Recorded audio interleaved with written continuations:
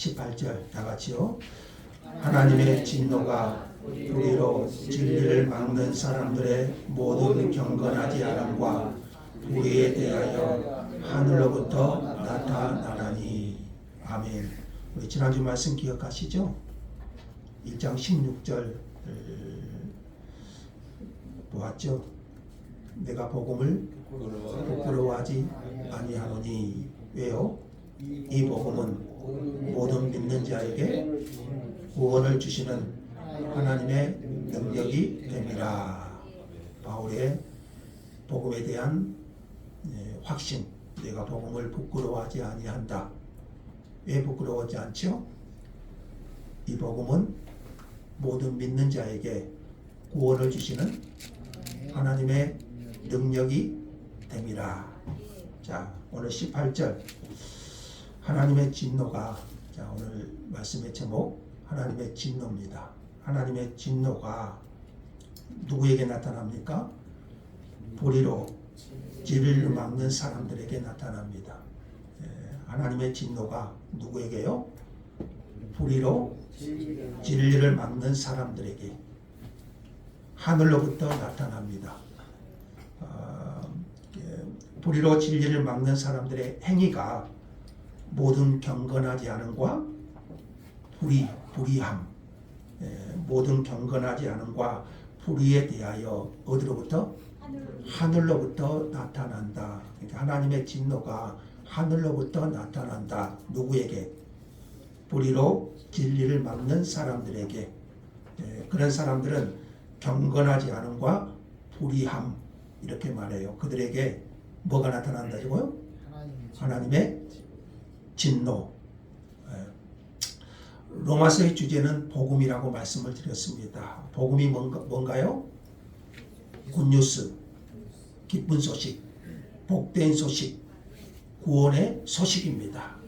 우리를 죄와 사망 가운데서 구원하신 아름다운 소식이 복음입니다. 그 복음이 누구십니까?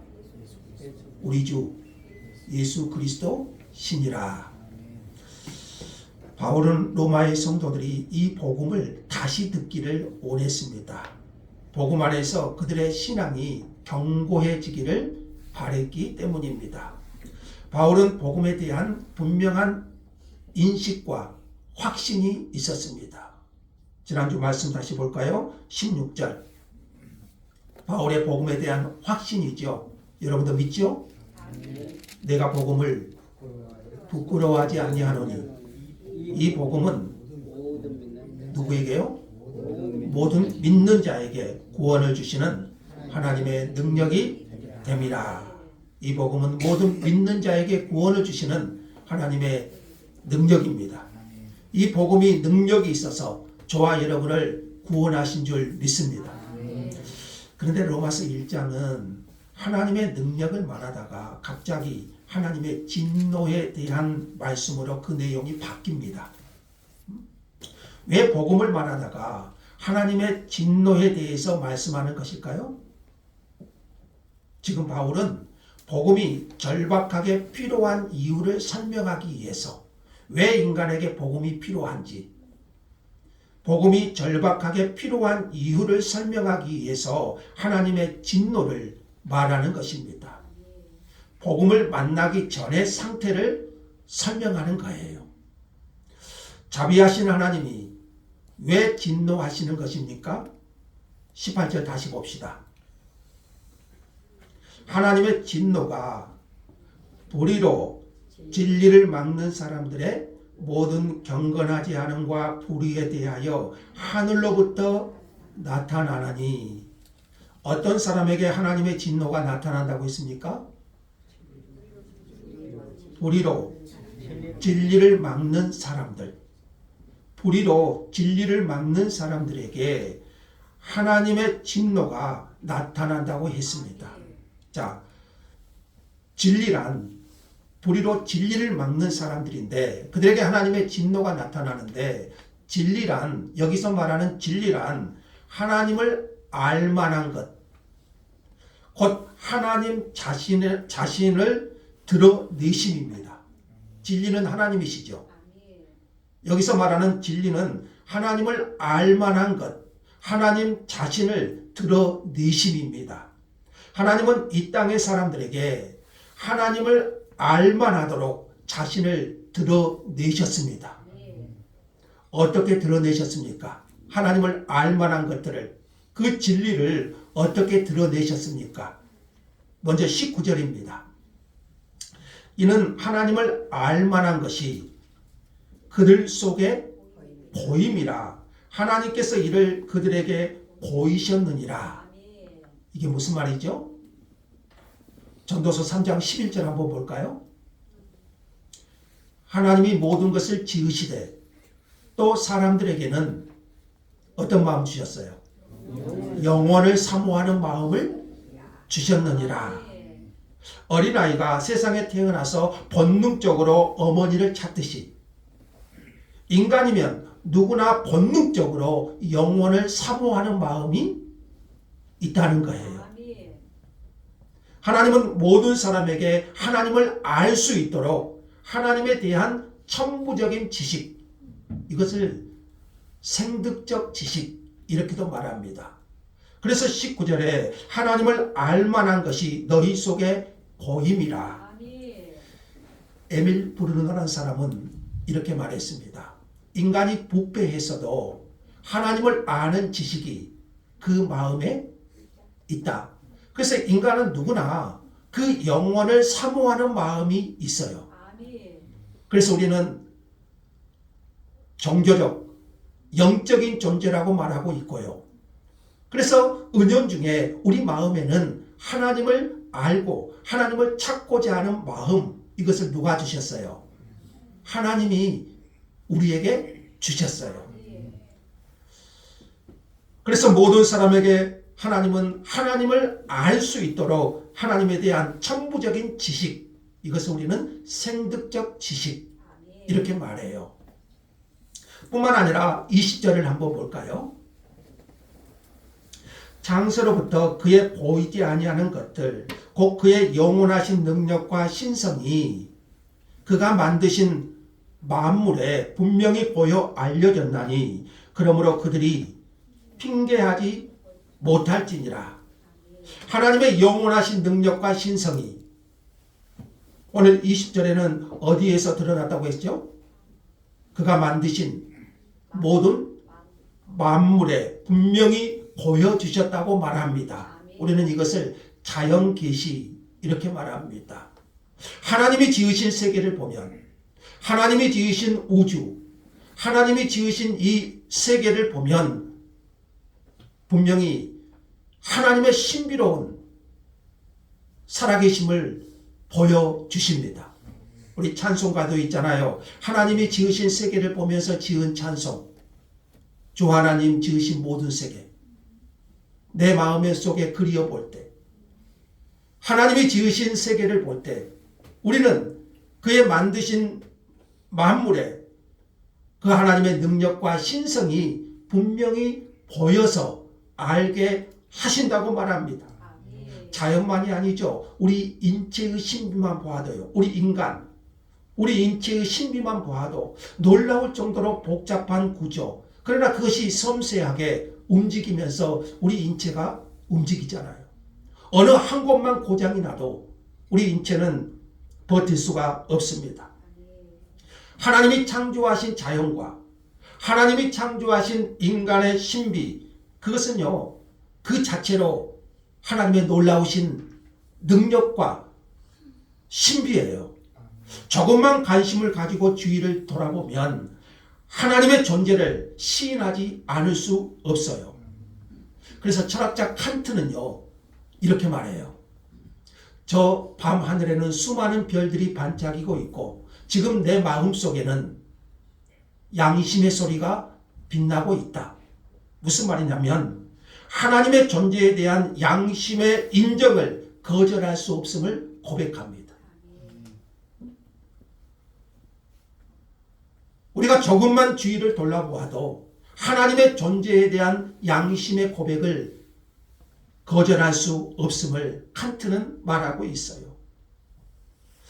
이것으로도 부족해서 하나님은 오늘 성경에는 나오지 않지만 우리가 가지고 있는 66권의 성경을 통해서 하나님을 알 수 있도록 하셨습니다. 이것을 우리는 특별 계시 이렇게 말하죠. 자연 계시로 말하는 불충분하기 때문에 하나님은 오늘 우리에게 뭘 주셨습니까? 특별 계시인 성경 66권을 우리에게 주셨습니다. 그 성경을 통해서 우리는 하나님을 알게 하신 거예요. 그러므로 바울 사도는 어떻게 말합니까? 20절 끝부분 볼까요? 그러므로 그들이 핑계하지 못할지니라. 어떤 핑계죠? 하나님이 없다. 하나님이 안 계신다. 하나님이 없다. 핑계할 수 없다.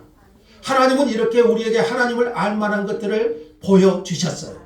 생득적 지식이라든지요. 영혼을 사모하는 마음, 그리고 자연 계시, 그리고 특별 계시인 성경을 통해서 하나님을 알도록 우리에게 계시해 주셨어요. 그러므로 바울 사도는 그들이 핑계하지 못할지니라. 핑계될 수 없다고 못을 박았어요. 그러면 여러분, 불의로 진리를 막는다고 했는데요. 불의란 이렇게 하나님을 알 만한 것이 있음에도 불구하고 고의적으로 거절하고 기피하는 사람들의 행위를 말합니다. 그러니까 불의는요, 어떤 사람에게 하나님의 진노가 임한다고 했죠? 불의로 진리를 막는 사람들. 불의는 하나님을 알 만한 것들을 보여주었음에도 불구하고 고의적으로 거부하고 기피하는 행위를 말합니다. 이러한 불의로 진리를 막는 사람들의 구체적인 행위가 무엇인가요? 그게 모든 경건하지 않음과 불의함, 이렇게 말했어요. 그러니까 고의로 불의한 사람들의 행위가 모든 경건하지 않음과 불의함으로 나타나요. 경건하지 않으면 다른 말로 하면 불경건이죠. 불경건. 불경건은 하나님을 향한 그릇된 자세입니다. 우리가 보통 경건이라고 하면 어떻게 생각합니까? 경건이라고 하면 우리의 외면적으로 드러나는 태도, 겉으로 보고 이 사람 경건하게 보인다. 자, 이렇게 생각하지만 경건은 외면적 모양이 아니라 하나님을 향한 우리의 내면적 상태를 말합니다. 그러니까 불경건이라는 것은 뭐예요? 하나님에 대한 거부예요. 하나님을 마음에 두기를 싫어하는 거예요. 이게 불경건이에요. 하나님을 알 만한 것들을 보여주셨음에도 불구하고 그 마음에 누구 두기를 싫어해요? 하나님 두기를 싫어해요. 이게 불이라고 그랬죠. 그 불의로 나타나는 것이 불경건이에요. 불경건. 불의함이란 불경건으로 나타나는 결과예요. 그 마음에 하나님 두기를 싫어한다. 불경건하니까 거기서 나오는 것이 뭐예요? 불의함이죠. 그 불의함이 이제 21절에 어떻게 나타나는가 보세요. 그 마음에 하나님 두기를 싫어하니까요. 21절 한번 읽어볼까요? 하나님을 알되 하나님을 영화롭게도 아니하며 감사하지도 아니하고 오히려 그 생각이 허망하여지며 미련한 마음이 어두워졌나니 22, 23절까지 스스로 지혜에 있다 하나 어리석게 되어 썩어지지 아니하는 하나님의 영광을 썩어진 사랑과 기어다니는 동물 모양의 우상으로 바꾸었느니라. 그러니까 불경건함으로 인하여 나타난 결과를 한번 볼까요? 하나님을 알되 하나님께 영광을 돌리지 않습니다. 감사하지도 않습니다. 오히려 그 마음의 생각이 허망하여지고 미련한 마음이 어두워집니다.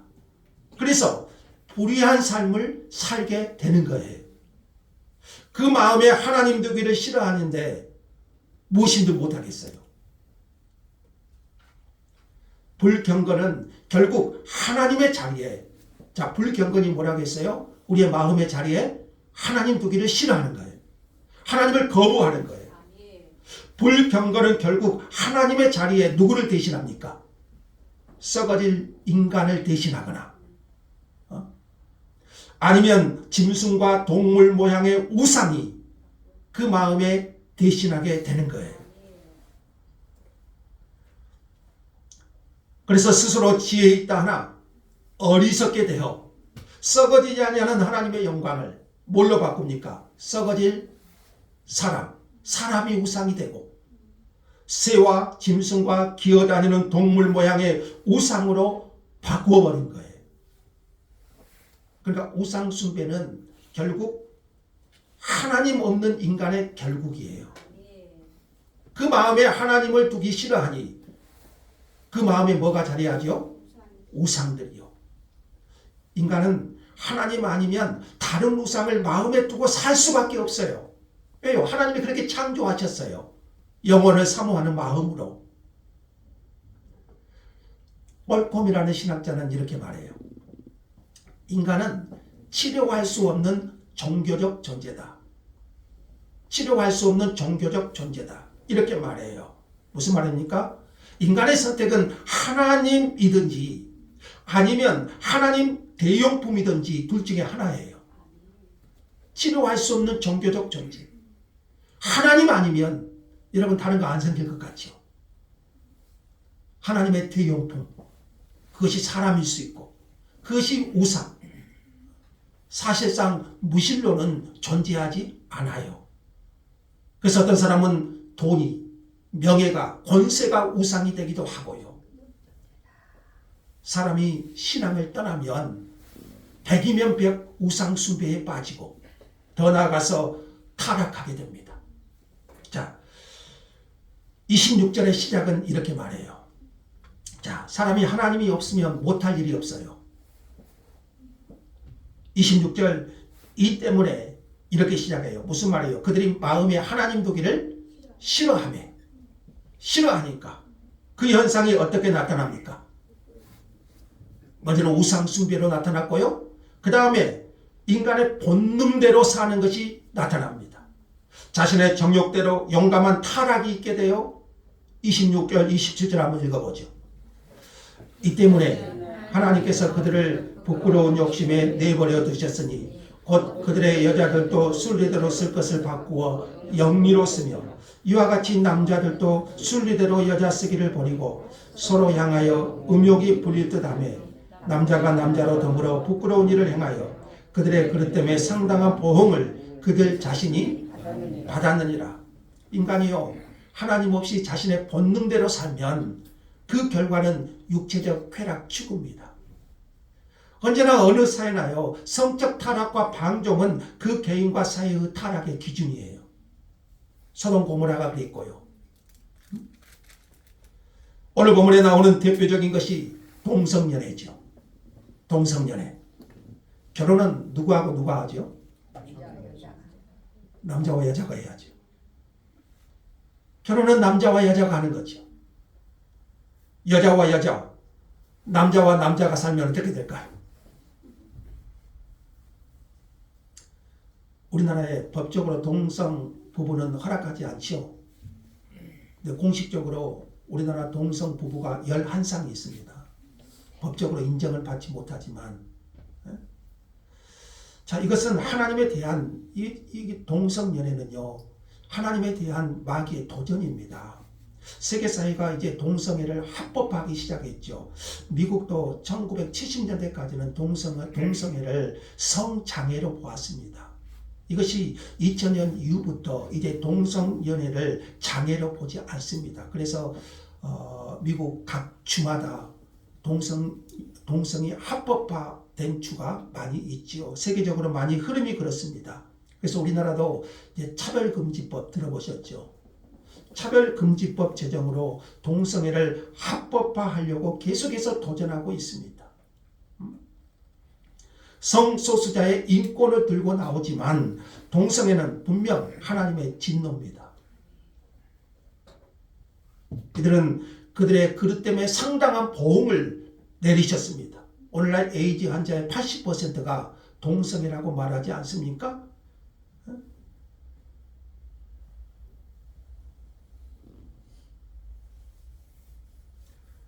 자, 이제 29절 이하에 보시면은요. 하나님이 없는 인간의 불의한 삶이 좀 더 구체적으로 그 죄의 목록들을 기록합니다. 하나님 없는 인간의 삶. 그러니까 하나님이 없으면 그 마음에 하나님 대용품인 우상이 들어오고, 그 다음에 이런 성적인 타락, 대표적인 것을 동성예를 성경은 말하고 있고, 이제 구체적으로 29절 이하에 보시면 인간의 불의한 삶에 좀 더 구체적인 죄의 목록들이 기록되어 있어요. 이것들을 좀 영역별로 살펴보면요. 간단하게만 봅시다. 자신에 대한 범죄입니다. 그게 29절 상반절인데 어떤 겁니까? 곧 모든 불의, 추악, 탐욕, 악의가 가득한 자요. 자기 자신에 대한 범죄입니다. 그리고 29절 하반절은 타인에 대한 범죄입니다. 시기, 살인, 분재, 사기, 악독이 가득한 자요. 타인에 대한 범죄입니다. 그리고 그 다음에는 공동체에 대한 범죄입니다. 수군수군하는 자요. 비방하는 자요. 하나님께서 미워하시는 자요. 능욕하는 자요. 교만한 자요. 악을 도모하는 자요. 부모를 거역하는 자요. 우매한 자요. 배약하는 자요. 무정한 자요. 무자비한 자다. 하나씩 설명하기는 그렇고요. 세보니까 21가지 제약을 열거하고 있네요. 이것이 하나님 없는 인간 존재의 모습입니다. 하나님이 계시지 않는 세상은 그래서 결국 어쩝니까? 온갖 죄로 뒤덮여 있어요. 이러한 인간 타락의 본성은 어디에서 왔을까요? 아담과 하와가, 우리의 시조인 아담과 하와가 타락하고 불순종한 데서 온 것이지요. 그때 사람의 본성의 힘이 부패해서 우리 모두는 죄 가운데 살다가 죄 가운데 태어나서 이것을 우리는 온죄라고 부르죠. 온죄. 온죄는 자연적으로 유죄 상태를 구성하잖아요. 내가 죄 가운데 태어난 온죄, 그것 때문에 우리 인간은 죄를 범한 유죄 상태가 되죠. 그래서 로마서는 그러잖아요. 의인은 없나니 하나도 없다. 이로 말미암아 인간은 본질상 하나님의 진노의 대상이 되었고요. 뭐 때문에? 죄 때문에. 본질상 하나님의 진노의 대상이 되었고 하나님의 창조 목적에서 벗어나게 된 거예요. 여러분, 우리는 이러한 영적인 상태를 깨달아야 바로 내 자신을 바로 안 거예요. 소크라테스가 그랬잖아요. 너 자신을 알라. 여러분, 우리는요, 이 영적인 상태, 우리의 영적인 상태를 깨달아야 비로소 나 자신을 아는 거예요. 우리는 말씀을 통해서 이렇게 우리 나 자신의 영적인 상태를 알아야 돼. 우리는 죄 때문에 하나님의 진노 아래 있다는 거예요. 우리는 이것을 깨닫지 못했다면 어떻게 해야 될까요? 하나님 말씀을 통해서 성령께서 우리 마음에 임하시기를 기도해야 돼요. 성령의 역사가 있어야 내 자신의 이런 상태를 깨달아 알게 하셔요. 그래야 우리는 왜 내게 복음이 필요한가를 알 수가 있죠. 여러분, 이것을 깨닫지 못하면 오늘 이 자리에서 예배를 드리고 있지만 주의 말씀을 듣고 있지만 이런 나의 영적인 상태를 깨닫지 못하면 복음은 나와 아무런 상관이 없어요. 그래서 우리는 기도해야 돼요. 성령님께서 말씀을 통하여 이 말씀의 거울을 통하여 나를 바로 보게 하옵소서. 나의 영적인 상태가 어떤지, 죄로 인하여 하나님의 진노 아래 있는 나를 볼 수 있어야 돼요. 그렇지 않으면 복음은 나와 아무런 상관이 없어요. 하나님은 죄가 있는 곳에 반드시 진노를 나타내십니다. 왜 그래요? 하나님은 의로우신 분이시니까요. 불경공과 불의에 대한 하나님의 진노는 언제 어떻게 임하는가 한번 보세요. 오늘 18절 후반부에 하나님의 진노가 어디로부터 나타난다고 했죠? 하늘로부터. 하늘로부터 어떻게 한다고요? 나타나나니. 그런데 이것은요 현재 진행형으로 되어 있습니다. 하나님의 진노가 현재 하늘로부터 나타난다. 이렇게 말하고 있어요. 현재로 말해요. 다윗도 이렇게 말했어요. 시편에서요. 하나님은 의로우신 재판장이신데 매일 분노하시는 하나님. 하나님의 진노가 현재적으로 나타나고 있다. 매일 분노하시는 하나님. 이렇게 표현해요. 잠깐만 우리 스트레칭 한번 할까요? 좋으시는 분.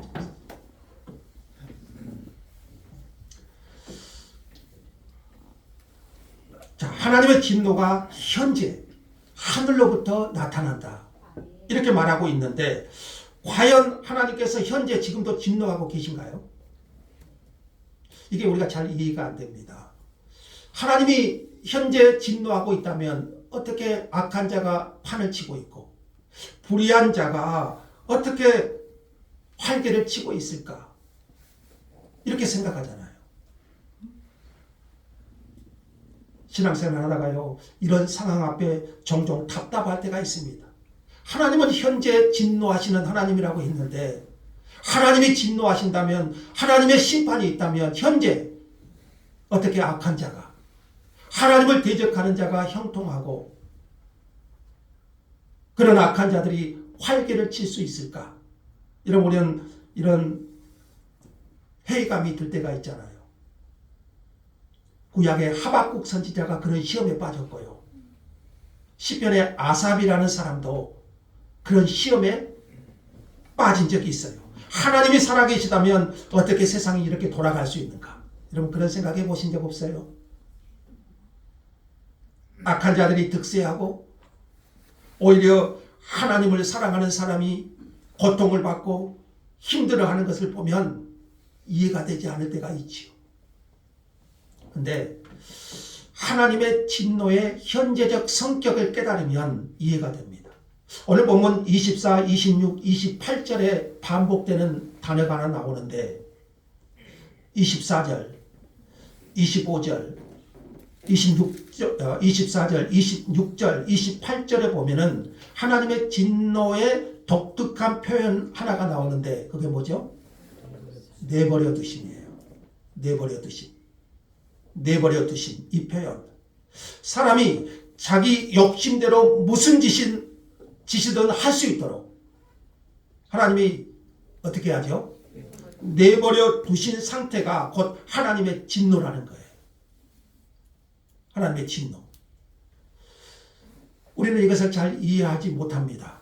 그래서 이런 오해를 해요. 하나님이 없어도 오히려 잘 되어가고 있다.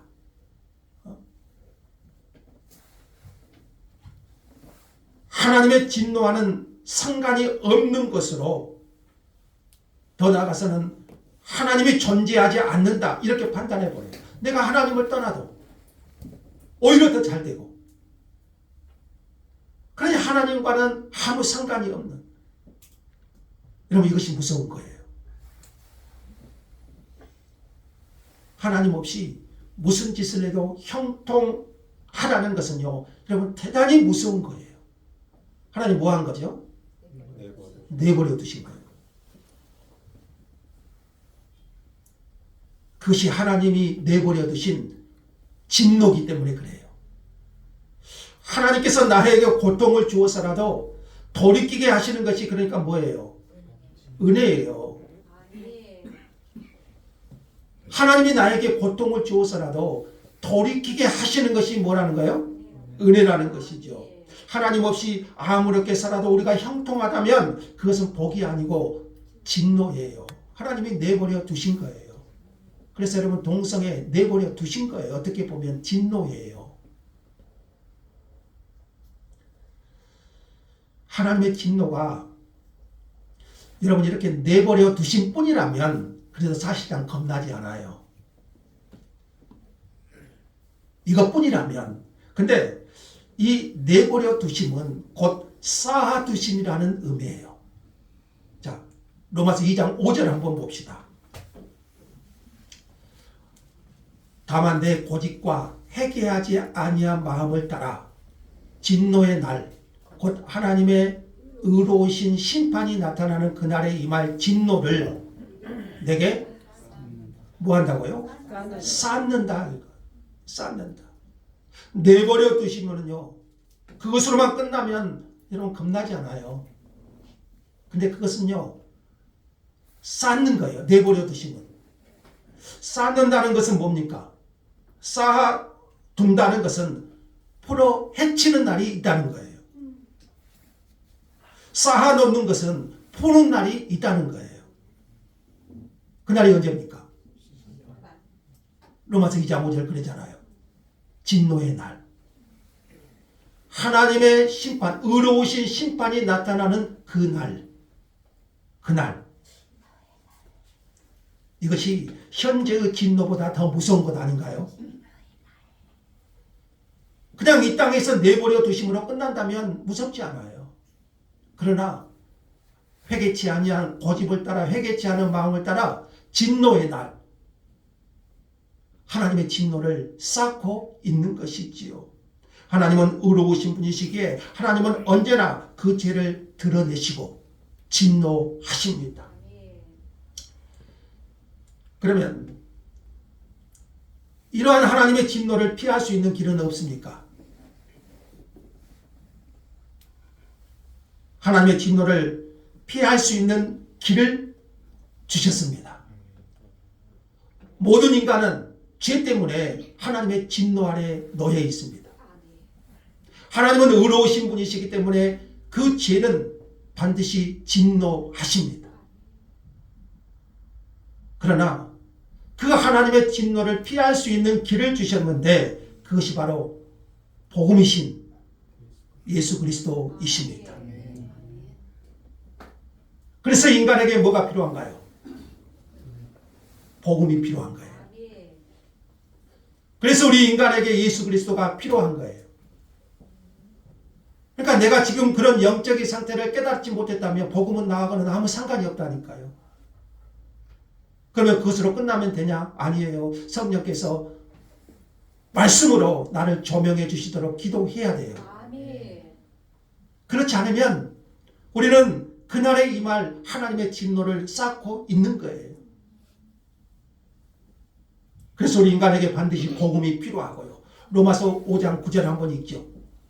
그러면 이제 우리가 그의 피로 말미암아 의롭다 하심을 받았으니 더욱 그로 말미암아 진노하심에서 구원을 받을 것이니, 하나님의 진노에서 구원을 받는 길을 하나님이 제시해 주셨잖아요.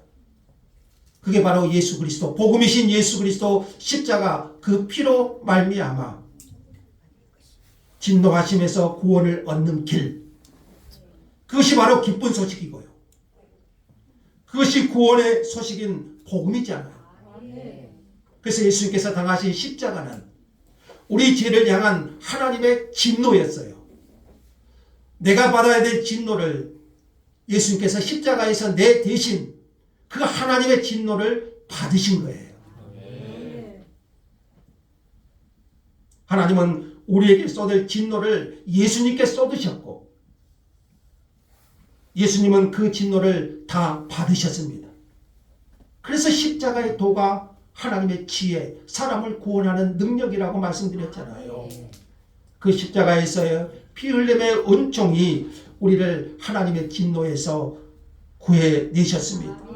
그 십자가의 은총이 우리를 살린 줄 믿습니다. 지난주 17절에서는 이렇게 말했잖아요. 그 복음에는 하나님의 의가 나타나 있다. 복음이 누구시라고요? 예수 그리스도. 복음에 하나님의 의, 복음에는 죄인된 인간을 의롭게 하는 능력이 나타나 있어요. 그러므로 인간이 하나님의 진노를 피하려면 하나님의 의가 되신 예수 그리스도를 믿어야 돼요. 그러면 그 예수 그리스도의 의가 우리에게, 이게 신학용어인데 전가되어서 우리를 의롭다고 하시고 하나님의 진노에서 벗어날 수 있게 하신 겁니다. 이 복음이 모든 믿는 자에게 구원을 주시는 하나님의 능력이에요. 이런 기독교는 다른 거 없어요.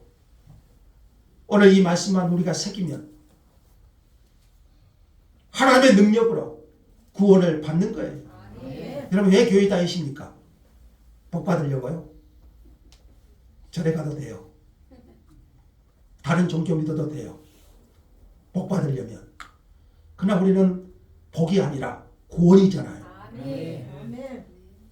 하나님의 진노의 대상인 우리 인간이 그 복음이신 예수 그리스도를 통해서 그 진노에서 벗어나는 구원의 길. 그게 기쁜 소식, 복된 소식, 구원의 소식, 복음이잖아요. 지금껏 바울이 말한 것을 좀 설명해 보면은요, 이렇게 정리가 돼요. 바울은 그래요. 내가 복음을 부끄러워하지 아니하노니 이렇게 선언했어요.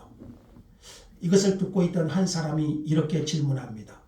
많은 사람들이 복음을 부끄러워하는데 당신은 왜 복음을 부끄러워하지 않습니까? 당시에 복음은 부끄러운 것이었어요. 그래서 바울이 이렇게 대답합니다. 이 복음은 모든 믿는 자에게 구원을 주시는 하나님의 능력이 되기 때문입니다. 그 사람이 또 물었습니다. 그렇다면 어떻게 복음이 인간을 구원할 수 있습니까? 이에 바울이 대답합니다. 복음에는 하나님의 의가 나타나 있기 때문입니다. 그 사람이 또 바울에게 물었습니다. 왜 사람이 의롭다함을 받는 것이 필요합니까? 이에 바울이 또 대답합니다. 하나님의 진노가 불의로 진리를 막는 사람들의 모든 경건하지 않음과 불의에 대하여 하늘로부터 나타나기 때문입니다. 그래서 인간이 의롭다함을 받는 것이 필요하다는 거예요. 하나님의 진노 때문에. 그 사람이 바울에게 또 물었습니다. 사람들이 어떻게 진리를 막았습니까? 그들은 하나님을 알지도 못하는데요. 이에 바울이 대답합니다.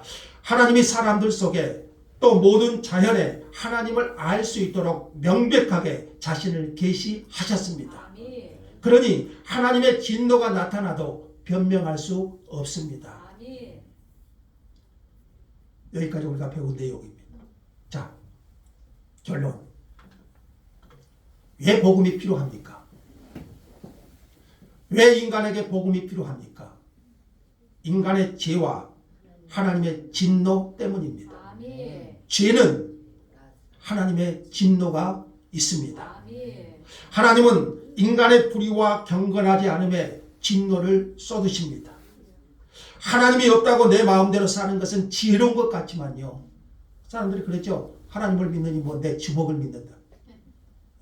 하나님이 없다고 내 마음대로 사는 것은요. 지혜로운 것 같지만 어리석은 자고요.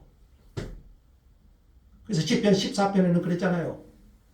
어리석은 자는 누가 없다고 그러죠? 하나님이 없다고요. 하나님이 보실 때 얼마나 어리석은지요.